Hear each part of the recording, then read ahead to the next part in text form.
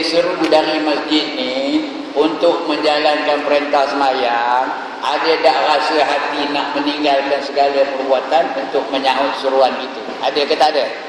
Kalau ada, adalah iman. Itu iman ayat namanya.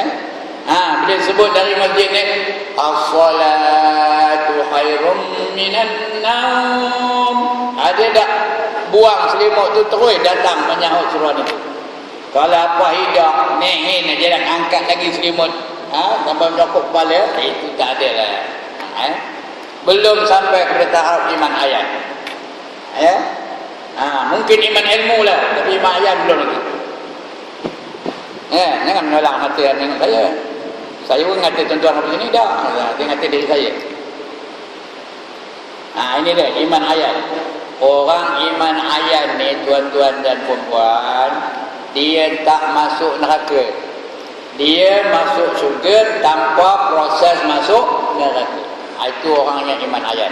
Kerana dia tak berani melakukan dosa, tak berani melakukan maksiat, tak berani meninggalkan yang wajib. Dia mengerjakan segala yang wajib dan meninggalkan segala yang dilarang.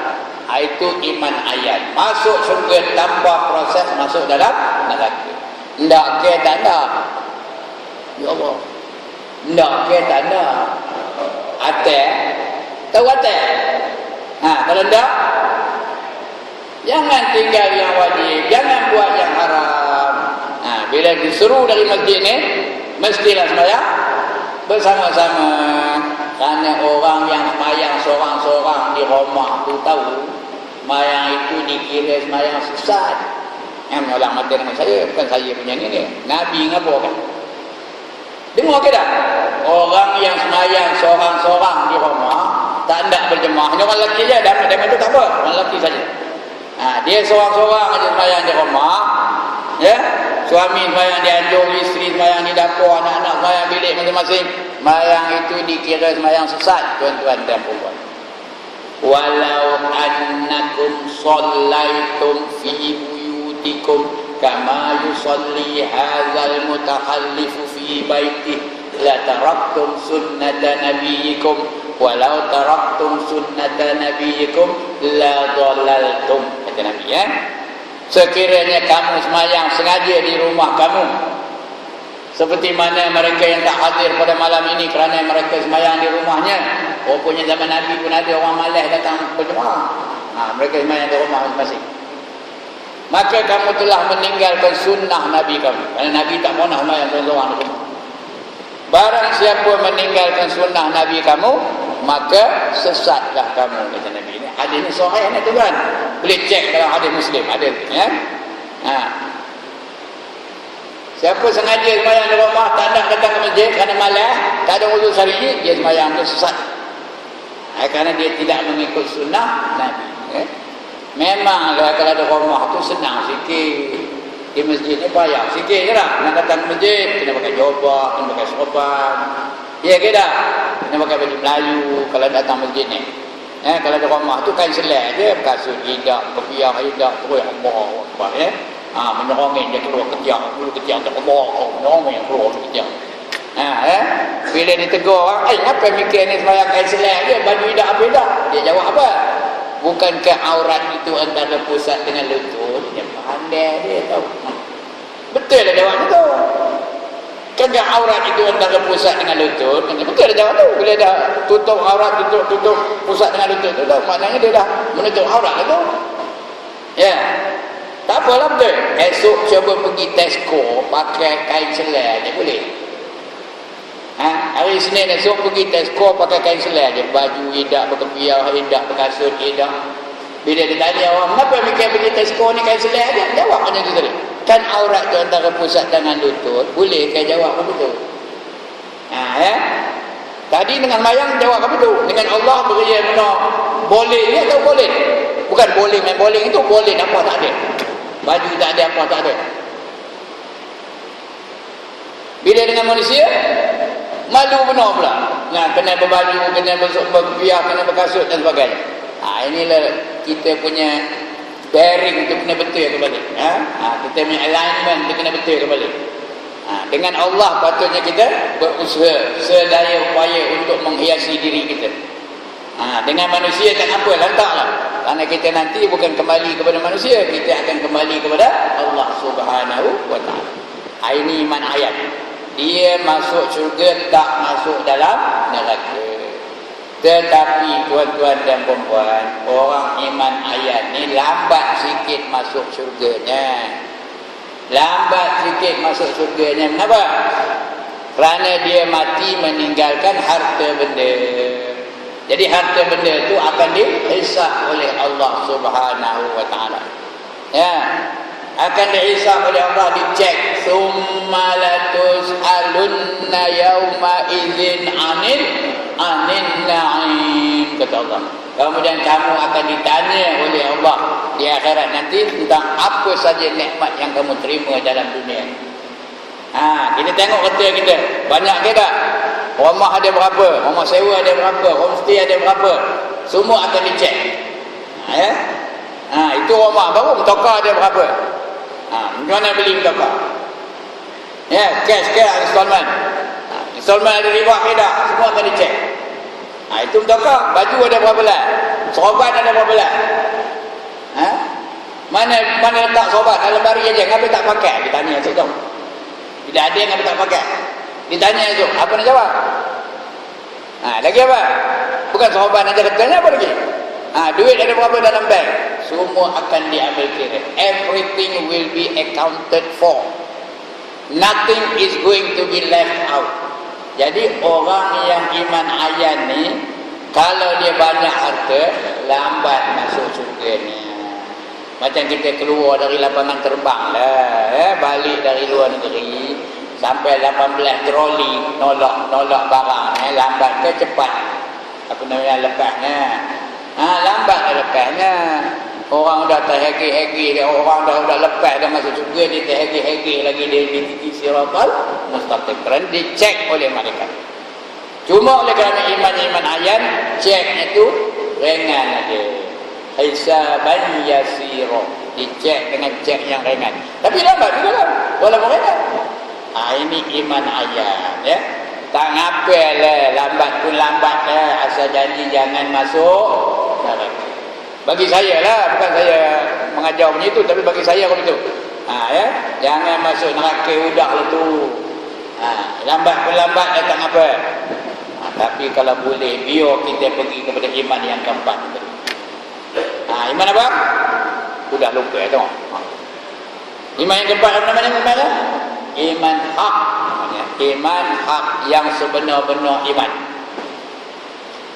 Orang iman hak ni tuan-tuan dan puan-puan, satu saat pun tak pernah lupa kepada Allah Subhanahu wa taala. Sentiasa mengingati Allah. Allazina yadhkuruna Allah qiyaman wa qu'udan wa 'ala junubihim wa yatafakkaruna fi khalqis samawati wal ard. Rabbana ma khalaqta hadza batila subhanaka faqina azaban nar, kata Allah. Yaitu mereka-mereka yang senantiasa mengingati Allah sambil berdiri, sambil duduk, sambil dalam pembaringan, serta memerhatikan kejadian langit dan bumi, seraya berkata, sesungguhnya ya Allah, kamu jadikan langit dan bumi ini tidak sia-sia. Tidak dengan sia-sia. Rabbana ma khalaqta hadza batila, bukannya batil, tak ada sia-sia. Subhanaka, maha suci kau, faqina azaban nar, jauhilah kami daripada api neraka. Sentiasa ingatkan Allah, sentiasa berzikir kepada Allah, basah lidahnya kerana zikirkan Allah Taala. Bukan dengan lisan saja, zikir itu ada tiga. Satu zikir lisan, lagi satu zikir hati, lagi satu zikir perbuatan. Apa saja dia buat mengikut adab-adab yang ditetapkan oleh Allah Taala. Ada dah adab menguap dalam Islam, ada dah adab nak menguap, ada dah adab bersin, tak ada. Ada dah adab mamam, ada dah adab tahu ada adab ni. Nak ada dah. Macam mana adabnya? Manjat pokok dari atas dia. Dari atas ke lorong muka ya. Ada adab ke? Jadi dia ikut adab-adab yang ditetapkan oleh Allah. Maknanya dia ingat Allah tu. Nak makan ingat Allah, nak minum ingat Allah, nak tidur ingat Allah, nak kenuri ingat Allah. Segalanya apa saja dia buat, dia tidak lari daripada syariat yang ditetapkan oleh Allah Taala. Itu namanya iman hak. Setiap saat, setiap detik, setiap turun naik nafas dia ingatkan Allah. Tak pernah lupa dia akan Allah Taala. Seperti iman para sahabat. Ya, seperti iman wali-wali Allah. Wali Allah ya, bukan wali nikah. Wali nikah tak pakai, wali Allah. Seperti iman, siapa lagi? Syuhada. Seperti iman ya, Khalifah Ar-Rasyidin dan sebagainya. Iman yang macam itu dipanggil iman hak. Orang iman hak ni, dia masuk syurga tanpa apa? Tanpa hisab. Tak ada hisab, terus dia masuk surga. Dia ada VIP entrance, terus dia masuk surga. Tak ada siapa yang cek. 7 golongan yang masuk surga tanpa hisab. Saya dah cerita masa mula-mula saya datang dulu. Ada 7 golongan manusia yang masuk surga tanpa hisab. Yang pertama rasul-rasul. Yang kedua nabi-nabi. Yang ketiga orang-orang yang mati syahid. Yang keempat wali-wali Allah. Bukan wali nikah ya, wali-wali Allah. Ya, yang kelima orang yang yang keempat wali-wali Allah. Yang kelima orang yang sangat sabar. Orang yang sangat sabar. Yang keenam orang yang miskin, yang redha dengan kemiskinannya. Yang keenam, yang ketujuh ni jap. Yang pertama rasul-rasul, yang kedua nabi-nabi, yang ketiga syuhada, yang keempat wali-wali Allah.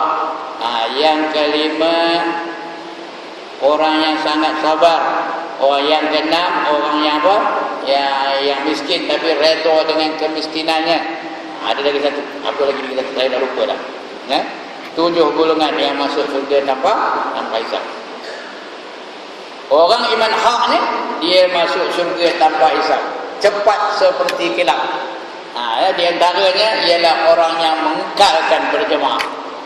Orang yang mengekal sembahyang berjemaah, dia akan masuk syurga tanpa hisab. Tapi kenapa? Kena 5 kali sehari. Masuk syurga tanpa hisab. Terus dia ke dalam syurga.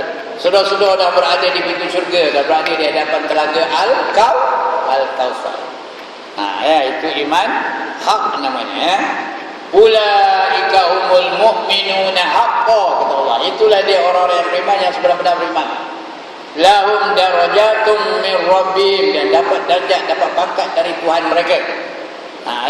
Lahum darajatum min rabbihim wa rizqun karim, dan dapat rezeki yang mulia-mulia. Itu iman hak namanya.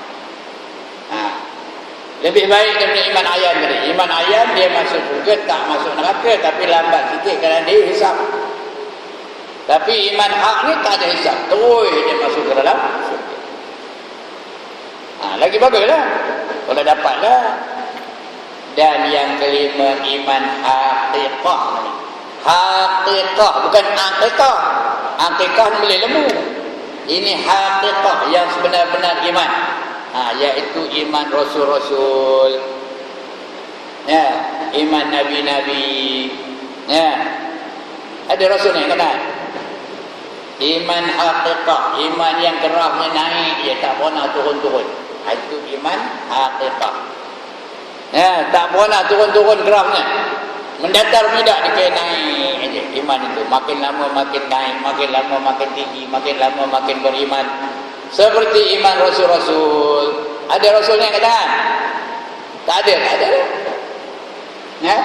Ulang rasul ada? Tak ada juga. Nabi ada? Tak ada juga. Ulang nabi ada? Tak ada juga. Jadi ini bukan iman kita, iman khusus untuk rasul-rasul. Kita ni tak layak dapat iman haqiqah ni. Ini 5 peringkat iman. The question is tonight, in which group do we belong? You and I belong to which group? Ya, iman taklid ke, iman ilmu ke, iman ayan ke, iman hak ke, iman haqiqah ke. Ya, kita terbilang dalam golongan yang mana? Malanglah kalau kita masih lagi iman taklid. Itu malang benar. Saya tuan-tuan saya tak takut pun. Tuan-tuan dan perempuan tak ada saya takut katakan tuan-tuan ni perempuan ni iman taklid. Yang saya risau demo-demo yang di tepi-tepi jalan tu. Agak-agaknya beres ke iman demo. Tahu ke siapa yang tepi-tepi jalan tu? Yang megang gitar, deng gitar tu demo tu imannya beres ke? Yang naik motor tu, wow, tengok ni, wow, nengok ke atas. Kenapa nengok ke atas? Udah tinggal satu roda je. Demo tu beres ke imannya? Soalannya demo tu siapa? Who are these people? Setengahnya anak-anak kita, setengahnya anak-anak saudara kita, setengahnya cucu-cucu kita. Apakah kita di dalam masjid tahlil la ilaha illallah, la ilaha illallah, dan itu wow betul. Agaknya lepas ke kita ke dalam surga, sedangkan mereka kita biarkan di ambang neraka. Itu persoalannya. Tak ingat firman Allah, ya ayyuhallazina amanu qu anfusakum wa ahlikum sambung nar. Wahai orang-orang yang beriman, peliharalah diri kamu dan ahli-ahli kamu daripada api neraka. Agak-agak kita lepaskan masuk surga, sedangkan mereka itu kita biarkan di ambang neraka. Ini persoalannya. Itu kita nak ingat diri masing-masing. Itu namanya tazkirah malam ni. Saya mengingatkan diri saya dan juga tuan-tuan dan puan-puan. Esok kalau kita biarkan mereka jadi hobi itu sehingga mereka terpaksa masuk neraka disebabkan kecuaian kita, disebabkan kelalaian kita. Besok udah di hari kiamat besok, ditimbang amal kita, rajin sangat kita beribadah, rajin sangat kita semayang, rajin sangat kita baca Quran dan sebagainya, ditimbang berat dan timbang amal kita. Lalu Allah suruh masuk surga, kita pun pergi berjalan masuk surga. Makin lama makin laju, makin lama makin laju, makin lama makin laju, makin lama makin laju. Sampai ke tengah-tengah titik sirat tu, dia lagi laju, tak nampak dia surga. Nampak dia mahlikainya, nampak dia kenderaannya, nampak dia makanannya. Lebih-lebih lagi dia nampak bidadari surga, melambai-lambai dia. Ahlan wa sahlan, welcome, come to me my darling, kata bidadari tu. Dia tu lagi laju. Tiba-tiba kedengar bunyi di bawah titik siratal mustaqim. Di bawah titik sirat tu ada apa? Kamu tak tahu dengar? Di bawah titik siratal mustaqim tu ada apa? Neraka. Berapa neraka bawahnya? 7. Dengar bunyi suara dari bawah. Ya Allah. Ya, tahan pemuda itu, jangan bagi dia masuk ke dalam surga, kata Allah. Dia terhenti sekejap. Siapa pula ngacau daun ni katanya, dia terhenti sekejap. Menung sekejap. Lepas tu nampak balik surga. Dia pun jalan lagi laju. Dengar suara lagi dari bawah. Kali ini chorus. Tahu ke chorus? Allah tak tahu chorus. Dia orang nyanyi, dia ada chorus, ada solo. Tahu solo? Kalau solo seorang, kalau chorus ramai-ramai dari bawah tu. Satu chorus suara, ya Allah, kata dari bawah tu. Tahan pemuda itu, jangan bagi dia masuk syurga, ya Allah. Kami ni anak-anak dia, ya Allah. Kami ni isteri-isteri dia, ya Allah. Masa di dunia dulu dia tak pernah suruh kami semayang 5 waktu. Tak pernah dia suruh kami ni menutup aurat. Tak pernah dia ajar kami mengenal kamu. Tak pernah dididik kami supaya kami menjadi anak yang soleh. Dibiarkannya kami. Kemana saja kami suka, dia tak pernah tegur kami melakukan maksiat. Lalu Allah perintahkan malaikat, tahan pemuda itu, kata Allah. Malaikat pun tahanlah. Pergi dia titik siratal mustaqim, dia tahan. Astum, tahu apa astum? Bukan cakap Arab ni, Achtung cakap Jerman. Artinya berhenti. Betulkah mereka itu anak-anak kamu? Di akhirat saya boleh nipu ke? Tuan-tuan dan puan, di akhirat saya boleh nipu ke? Boleh ngecik ke? Tak boleh. Apa jawab? Kata kita di akhirat itu. Adik kata. Betulkah kamu tak pernah didik mereka untuk mengamalkan agama yang kamu akui menganutnya? Apa jawab? Apa jawabnya? Betulkah kamu tak pernah suruh mereka sembahyang? Apa jawab? Betulkah kamu biarkan anak-anak dara kamu tak pakai tudung? Oleh kerana kecuaian kamu, kata dia malaikat itu dengan perintah Allah lah. Oleh kerana kecuaian kamu, maka segala pahala ibadah kamu serahkan kepada isteri dan anak-anak kamu. Pindah. Itu orang yang muflis. Ditanya Nabi kepada sahabat, kamu tahu ke siapa orang yang muflis? Jawab sahabat, Allah dan Rasul yang tahu. Kata Nabi, orang yang muflis ialah dia mati membawa pahala semayang, pahala zakat, pahala baca Quran, pahala, tapi habis pahala tu diberi kepada orang yang ada hak terhadap pahalanya. Muflis, bankrupt. Jadi serahkan pahala-pahala amal kamu kepada isteri dan anak-anak kamu. Lepas itu dosa-dosa mereka kamu tanggung. Ambil dosa-dosa mereka tu, tanggung kamu. Jadi dia nanggung dosa mereka. Dosa tak tutup aurat, dia nanggungnya. Tak cukup, tak boleh nak nebuskan mereka dari neraka, tak boleh juga. Dan dia pun sudah terpaksa masuk neraka. Maka ketiga-tiga kamu masuk dalam neraka. Kamu, isteri kamu dan anak-anak kamu masuk dalam neraka. Apa kata Allah? Zuqu azabal hariq. Kata Allah, rasakan kamu azab yang amat pedih, azab yang amat dahsyat. Ini kalau gagal kita. Gagal kita mendidik orang yang patut di bawah jagaan kita untuk menjadi hamba-hamba Allah yang baik. Semuanya akan masuk dalam neraka. Itu sebab dalam Islam ni tuan-tuan, ada tak pendidikan? Ada ke tak dalam Islam ni pendidikan? Ada. Itu sebab umur 7 tahun anak kita apa buat? Bila anak dah umur 7 tahun apa buat? Allah diam lagi dah kan? Anak dah umur 7 tahun apa buat? Apa buat? Suruh mereka sembahyang.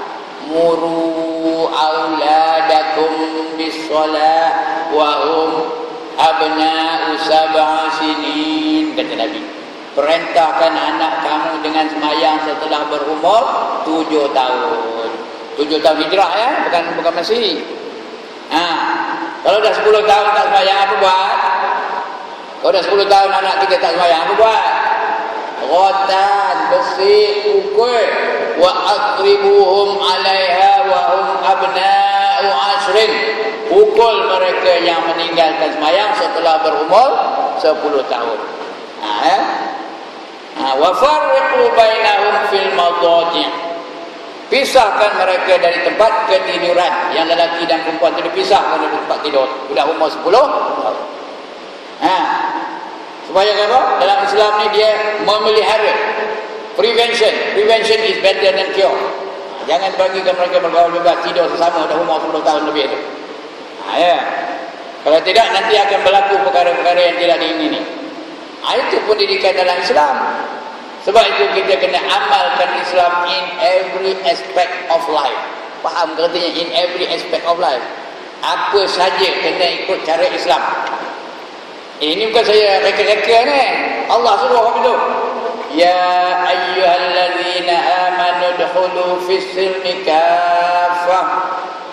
Wahai orang-orang yang beriman, masuklah kamu ke dalam agama Islam itu kesemuanya sekali. Jangan tinggal sekat, buat sekat, yang ni buat, yang ni tinggal, yang ni berjuang, yang ni menentang, yang ni amalkan, yang ni tak nak amalkan, yang ni gemar, yang ni ketik, tak boleh. Mesti kesemuanya ikut cara Islam. Wala tattabi'u khutuwati syaitan innahu lakum aduwwum mubin, kata Allah. Jangan kamu dengarkan pujukan, bisikan syaitan. Sesungguhnya ia bagi kamu adalah musuh yang amat nyata. Jadi kena ikut Islam. Kalau tidak, tak diterima oleh Allah Subhanahu wa ta'ala. Okey. Itulah dia ceramah dia malam ni, membicarakan tentang iman kita ni. Jadi kalau kita beriman, semuanya ikut cara Islam. Apa saja, everything you do must be Islamic.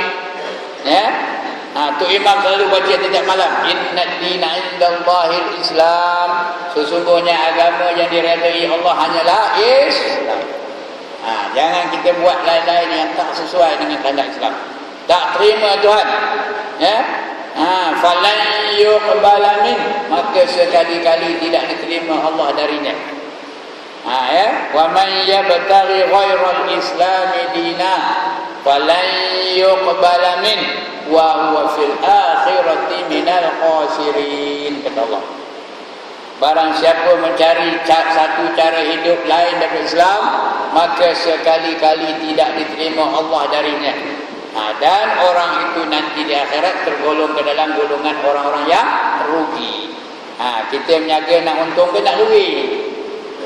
Ya Allah, ada orang menjaga nak rugi angkat tangan. Kita semua nak untung belaka. Jadi tuan-tuan dan puan-puan, begitulah ceramah malam ni yang tak sempurna, tak sepertinya, tak pakai teks pun. Saja mana yang terlintas di kepala, itu yang diceramahkan. Mudah-mudahan dapat pencerahan, dapat penerangan, dapat kita sedikit ilmu yang boleh kita bawa balik. Yang lain tak ingat tak apa, tapi ingat peringkat-peringkat iman tu, ingat ke lagi? Kalau lupa, taklah penat saya ceramah sejam lamanya. Sebelum balik saya nak tanya, iman yang pertama nama iman apa? Sekali lagi, iman apa? Taklid. Yang kedua nama iman apa? Ilmu. Tak ke tak nak? Iman ilmu tak nak? Tak ada lagi, tak cukup. Yang ketiga nama iman apa? Iman ayat. Ingat ke? Iman ayat. Ayat ini paling common, paling kudi, paling corot. Iman ayat. Yang keempat, ini bagus. Iman apa? Iman hak. Yang kelima iman apa? Iman haqiqah. Kalau dapat ini lah yang terbaik, jadi sekian dulu tuan-tuan. Minta ampun, minta maaf ya kalau kasar guna bunyinya. Mana nak buatnya saya macam kopi itu ceramahnya. Kalau nak dengar ceramah saya, itu bunyinya. Yang terkenal lah. Mana nak buatnya? Yang terketuk lah. Yang terkapak. Minta maaf lah kalau ada yang terkapak, yang terketuk, yang terbeliung, yang terpukul. Minta ampun, minta maaf lah. Saya tujuan dari kampung tadi tak ada cadang nak nampak. Nampak pun tidak, nukul pun tidak, nak smash pun tidak. Cadang-cadangnya nak drop shot aja. Atas bola tanggung apa buat? Bola tanggung apa buat? Smash lah. Itu pun backhand aja. Sekian aku qauli hadza wa astaghfirullahal azim li wa lakum wa lisairil muslimin wal muslimat wa ya fawzal mustaghfirin wa ya najatat taibin. Assalamualaikum warahmatullahi wabarakatuh.